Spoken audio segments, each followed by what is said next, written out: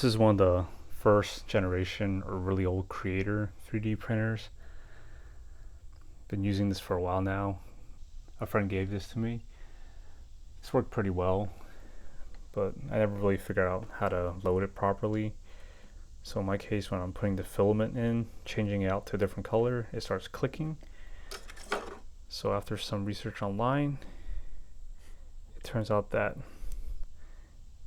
if you don't run it through the old filament before trying to load a new one, part of it gets jammed. Can you see that there? There's a little bit of white filament stuck there.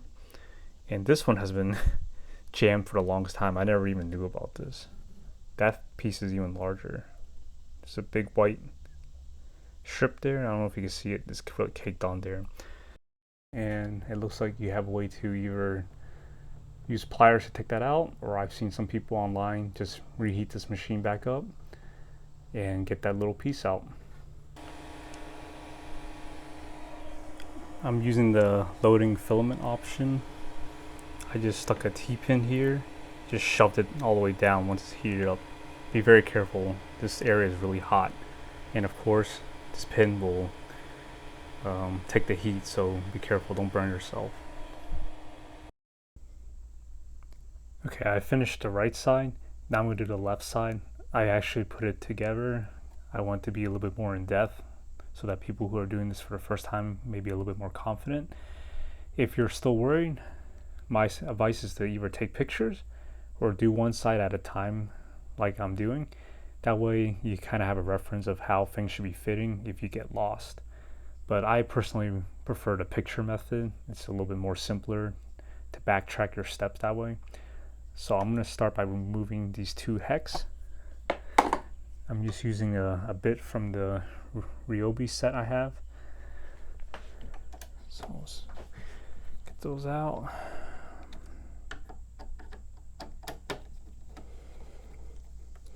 Behind you'll see the white spacer right there, so don't lose that.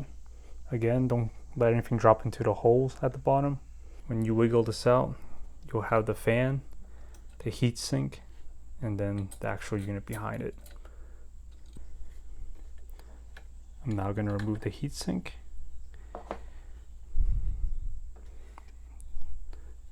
Again, if you push here, you'll see there's a filament stuck in there, the old filament. I'm going to remove this hex screw up here. It is held under somewhat of a bit of tension, so be careful. So inside of here, there's a little copper thing that comes out. So don't lose that piece. Then here's the screw. From here, I'm going to remove these two Phillips. And you can see the filament already right there. After you take out that bottom screw, this piece comes out right here. This one's really caked in there. I'm going to turn on the printer. In this case, I'm going to try to heat up.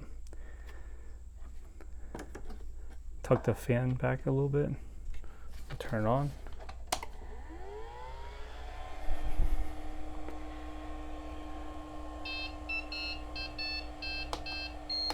I think I had better luck, preheating. So let's do,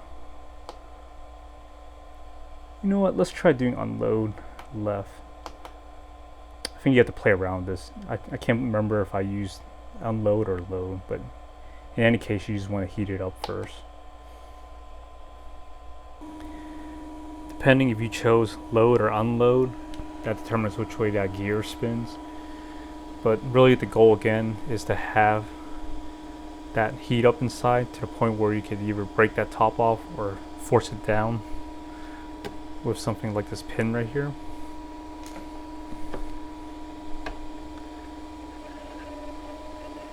Yeah, maybe it's not heated up all the way yet. So, oh, there you go. Try not to let this run too long because this fan is supposed to cool that down with the heat sink. So I'm gonna turn it off now. So now reassembly is simply the reverse. Start by putting these two screws in. The hardest part of all this is really finding the right size screwdriver. You don't want to strip anything. This part is a little harder. You're going to have to find a way to hold this with one hand while you tuck this piece under here to keep it in place, and then tightening the screw on the right. While you're in here, you might want to grease some of these bars. I'll put some lithium grease, as you can see here. Finally, the heatsink, the two spacers. The fan goes on top of that, and then these two bolts. Finally, a quick note about the fan orientation. If it wasn't obvious, you want the side without the label facing the outside. That way air flows this way toward the heatsink. If you flip it around and you see the label, that means that air is flowing away, pulling air out of the heatsink. Okay, so I hit the load button for the left side. Let's see if this works. I'm going to load the left.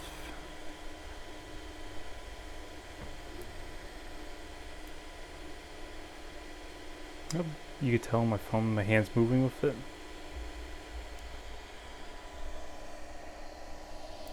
And there you go. And there goes the right side. So it's done. Left and right's cleared out.